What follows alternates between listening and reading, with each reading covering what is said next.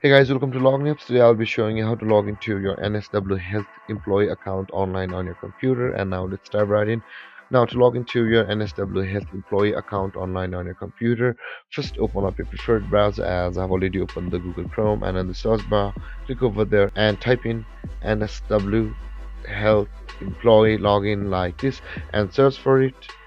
And on the first result of Google, you can see there is the Staffing Healthcare NSW. Click on this first result of Google, and then you'll be directed to the staff resources page of the NSW Health Care. And you can see, guys, there is the payroll services online support available for us. In order to log into your employee account, click over there like this, and let's wait for the page to load. And over here, guys, you will be required to enter your username and your password, which you had registered on NSW government health share account at the time of registration of your account. With that being said, guys, let's enter our username like this, and after that click on continue.